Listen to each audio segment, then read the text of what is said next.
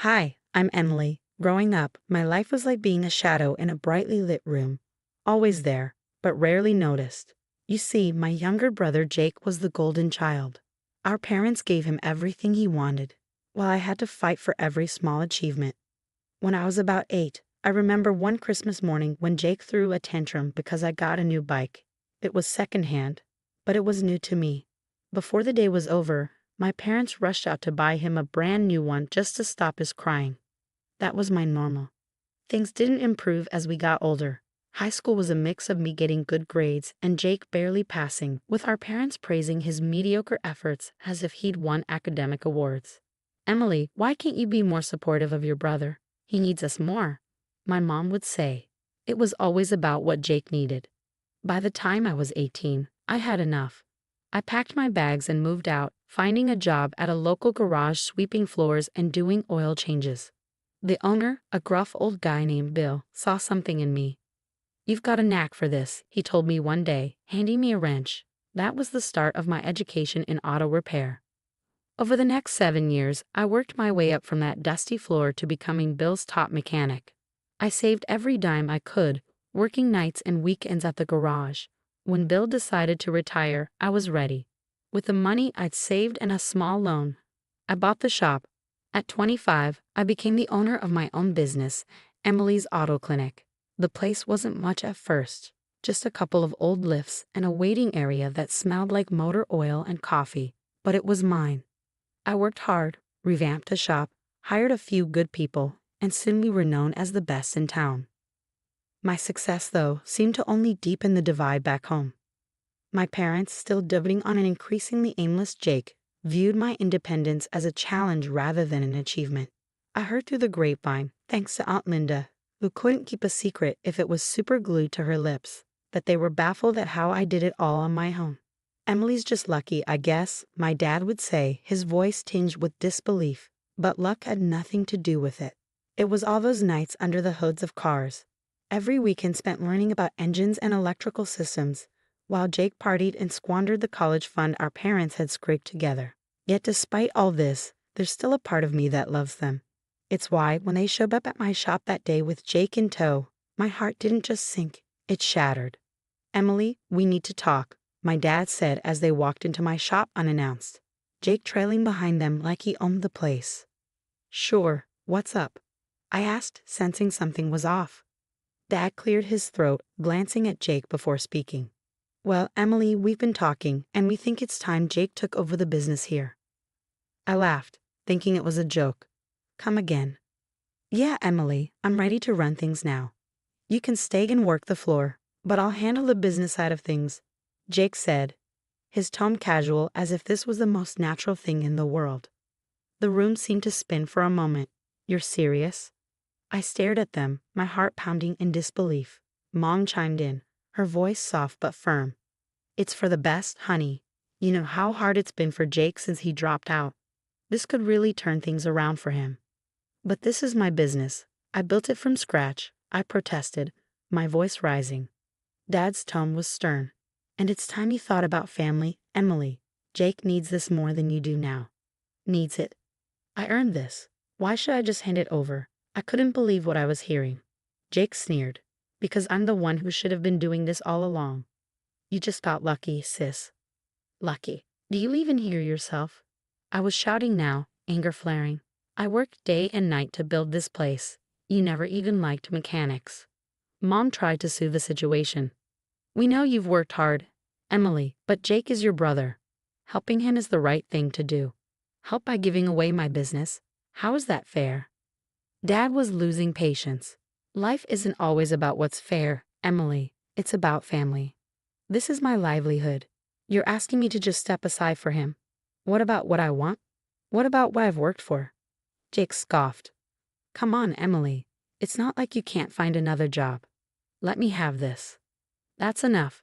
This is my shop, and I'm not handing it over to anyone, especially not under these ridiculous circumstances." Mom looked at me with disappointment. "I thought you cared about your family, Ellie." "I do care, but this isn't caring. This is taking advantage." The tension in the air was thick. Each word from them felt like a betrayal. "You need to leave now." Dad shook his head as they turned to go. Emily, you're making a big mistake. As the door slammed behind them, my breaths were heavy, a mix of rage and heartbreak. They came here to strip me of everything I had worked for under the guise of family support. This was the moment I knew things would never be the same again. Crash. The sound of breaking glass jolted me out of my paperwork. I rushed to my office door just in time to see Jake climbing through the broken window, his face twisted in determination. "What the hell are you doing, Jake?" My voice was a mix of shock and anger. He brushed off his jeans nonchalantly. "Dad said you agreed to let me take over today. Figured I'd start early." "Agreed? Are you insane?" "I never agreed to anything." I couldn't believe the audacity. Jake smirked, moving past me to sit at my desk. "Come on, Emily. Dad said you'd see sense. It's time for me to run things." "This is breaking and entering, Jake. Get out now, or I'm calling the cops." My hand hovered over my phone. He shrugged, clearly unbothered. "Go ahead. Dad will just bail me out. You really think I'll take your side over family?" "Family? Is that what you call this?" My anger boiled over as I dialed 911. I reported the break-in while Jake watched, his smirk never fading. The police arrived within minutes. An officer stepped into my office, assessing the situation. "Jake, you need to leave now, or you'll be arrested for trespassing," he warned. Jake stood up, defiant. "She's my sister. She's making a big deal out of nothing." I shook my head, my resolve hardening. "I want him arrested. He broke into my office and refuses to leave." The officer nodded and cuffed Jake. Once the police had taken Jake away, I sat in the quiet of my vandalized office, the broken window a stark reminder of the day's events. The next morning, I applied for a restraining order. As I sat in a courthouse filling out the forms, I felt a mix of relief and sorrow. This was the final break. My family's entitlement had pushed me to this point, and there was no turning back. The restraining order was granted without issue, and the judge's stern look as he handed it to me seemed to convey an understanding beyond what he could put into words. Leaving the courthouse, the weight of the day settled over me. This wasn't just about a broken window or a disrupted office. It was about breaking free from a lifetime of being undermined and undervalued. That night, I secured the broken window as best I could and made plans for a new security system. The reality of my situation was clear. If Jake and my parents were willing to go this far, who knew what they'd try next? But one thing was certain. I was not going to let them destroy what I had built. As I locked up the shop, I looked around at the tools and cars, each one a testament to my hard work and dedication. This was my place, my achievement. No amount of familial manipulation could take that from me. It was time to move forward, to build even bigger, and to prove that I was more than they ever gave me credit for. The shop was quiet, the only sounds being the distant hum of the city and the occasional clank of metal cooling in the night air. In that moment, I knew I had made the right decision. The days following Jake's arrest and my filing for a restraining order were a whirlwind of gossip and mixed reactions. Walking into the local diner, I could feel eyes on me, whispers trailing in my wake. Some of the townspeople sided with my family, their glances cold and judgmental. "Emily, how could you do that to your own brother?" Mrs. Thompson, a longtime family friend, asked, her disappointment palpable. I sighed, my patience wearing thin. "He broke into my shop, Mrs. Thompson. I had to protect my business." Others, however, admired my resolve. Mike, a fellow business owner, clapped me on the back as I left the diner. "You did what you had to, Emily. Can't let family push you around if it's bad for business." Grateful for the support, I focused on the path ahead. The incident with Jake had exposed vulnerabilities in my business that I couldn't ignore. It was clear I needed to fortify my shop, both legally and financially, to prevent any future claims or disruptions. I spent the next few weeks meeting with lawyers and financial advisors, tightening up every loose end. "Emily, it's essential you have clear legal documentation about the ownership and operations of your shop," my lawyer, Mr. Carlson, advised during one of our sessions.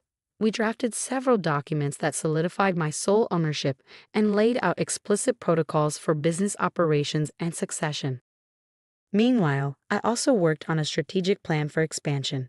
I had always envisioned opening a second location, and now seemed like the perfect time to move forward. Researching potential spots, I drove around neighboring towns, scouting locations that offered growth opportunities. One promising area had a high demand for auto repairs, but few service providers. I negotiated a lease for a suitable space, envisioning a new branch of Emily's auto clinic that could serve a broader community. Back at the shop, I held meetings with my team, keeping them updated and involved. "We're expanding," I announced one afternoon, a buzz of excitement filling the room.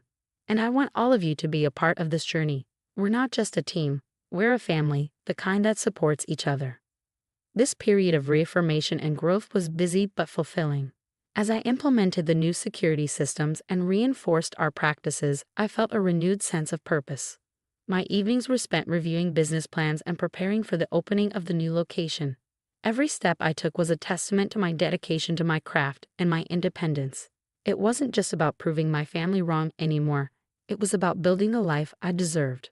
It was about proving to myself that I could rise above any challenge. As the dust settled from the upheaval with my family, I turned my focus outward, forging a path that was wholly my own. The community's response was mixed, but over time, those who supported my decision to stand firm against my family's entitlement began to rally around me, forming a new chosen family. The centerpiece of this new chapter was Mia, a young woman fresh out of vocational school, hungry for an opportunity to prove herself in the world of auto mechanics, a world still dominated by men. When she first walked into my shop, her situation mirrored the early days of my own career. "I've knocked on every door in town, Emily," Mia admitted during her interview, her eyes determined yet anxious. "Yours is the last shop on my list." I saw a younger version of myself in her, the same drive, the same need to prove that talent isn't gendered. "You're hired," I said without a second thought. "But I'm warning you, it's tough here, and I run a tight ship." Mia grinned, the relief evident on her face. I wouldn't have it any other way. Mentoring Mia was as much a learning experience for me as it was for her. As I taught her the intricacies of diagnostics and repair, she reminded me of the power of resilience and the importance of giving someone a chance. The chance I once craved and fought for. Together, we tackled complex repairs and overhauled engines.